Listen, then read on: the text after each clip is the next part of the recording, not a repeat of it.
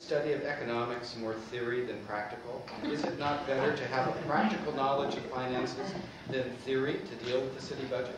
It's both. And again, yeah, I mean, there are a lot of people in economics who do only theory. Some people do only applied work. I had great training at UCLA as we are actually applied economists. We ask real questions.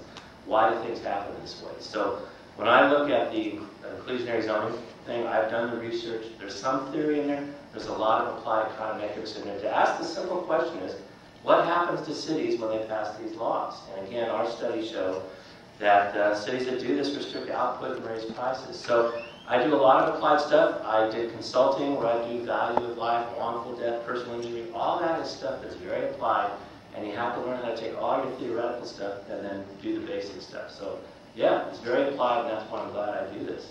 Thanks. Thank you. The last question is for Diana.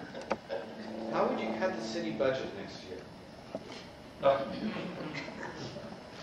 I prefer not, but I know we are the AAA city. We have very good bonds and we have very good rating in the Bay Area. And we are the city, we haven't have any deficit. But right now we are using our reserves.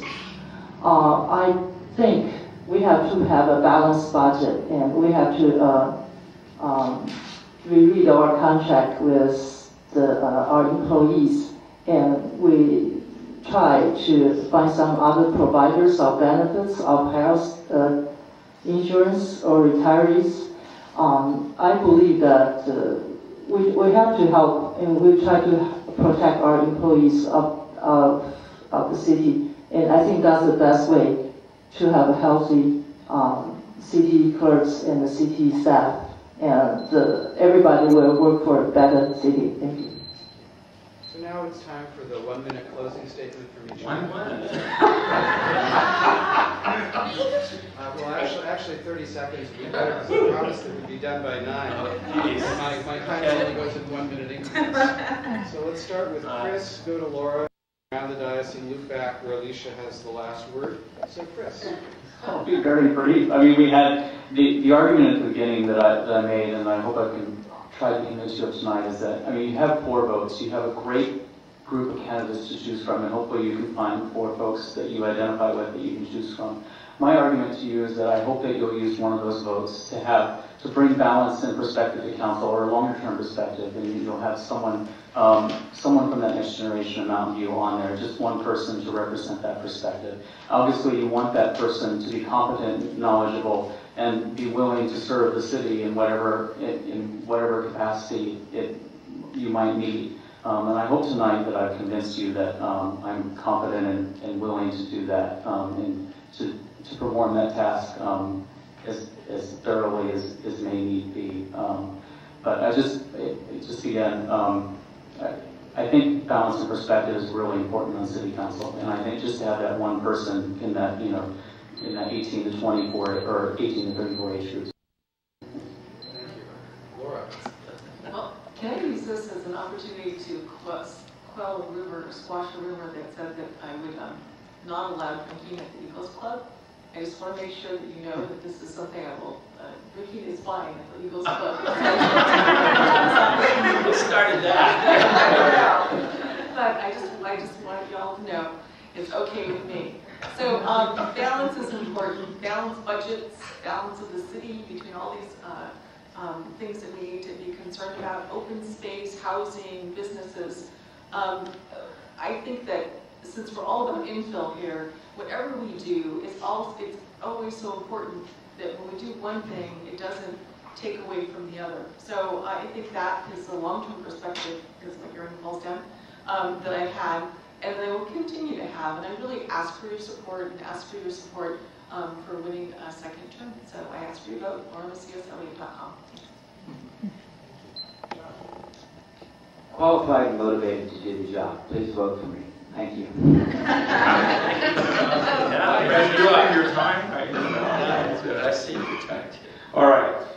I spent 15 years after being a trial lawyer as a mediator, bringing people together on really tough issues. I think I did that before while I was on the council, and I really plan to do that again. I've always had an open door policy to meet with constituents, at my local Starbucks or wherever, to really talk to people and find out what's important, what motivates them, and really what the issues are. As you know, you can't discuss at a council meeting.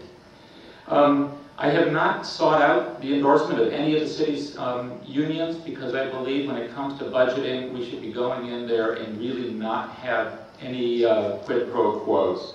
I would encourage you to look at my website at caspersac.org. I've got a number of detailed position papers, and I'd like to ask for your support and remind you that I'm last on the ballot and first in experience. Okay, so I'll try to keep this brief, but we'll see how it goes. I want to thank the audience for here, and I'll be available afterwards for questions. And I guess I don't want to get into too much detail, but go to my website, and you can look at a lot of the other stuff. People brought up things what they want to see tonight in terms of open space, environment, fiscal responsibility. I actually worked by appointing a task force this year, and we're working on that in open space and fiscal responsibility. We've already talked about. One person mentioned servant leadership. Let me show you. Or tell you how I've worked in that area. I'm not someone that gets out in front and shines a light on myself. I initiated the Thursday Night Live goal a few years ago by saying, shouldn't we figure out some way to close off Castro Street?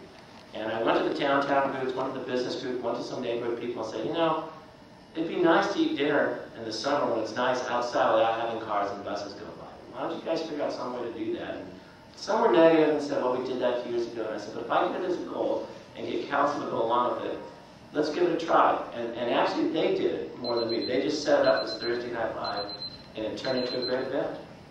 Thank you. Diana? Yes, I believe in affordable housing, business developments, youth development, and open spaces.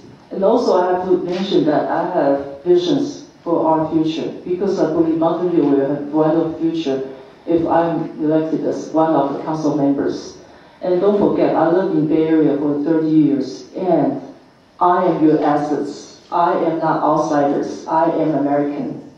And I could do a lot of things like other Americans could do. And also I'm the bridge because of my Asian background. I believe. Listen to me, I could do it. Thank you.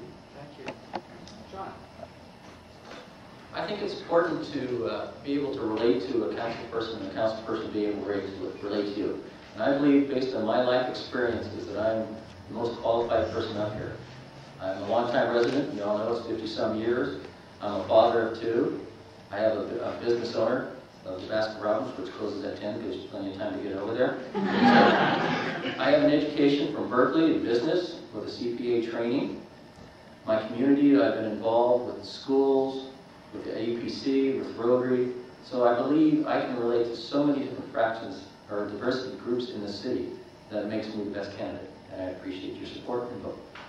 Thank you. Alicia?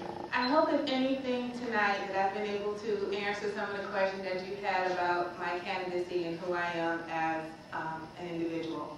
I hope that in my answers you were able to see that I don't lean towards one particular issue or another, but the common denominator in all of my answers is that I have a community focus. I'm not just looking at what's written down on paper, what's allowed, what's been ruled in as law or what's zoning. It's about what makes sense and what does the neighborhood and the community think. That's what I will bring to the council, is to make sure that there isn't an arbitrary decision-making process. That I will question any kind of staff reports that come across. Yes, we're busy, and yes, that's what they're supposed to do as far as doing the research. But as council members, we are required and should take on that notion to say, I have a question about this. Why is this like this? That's how I do business, that's how I serve in the community, and that's how I will serve my council. Thank you. Let's give them a round of applause.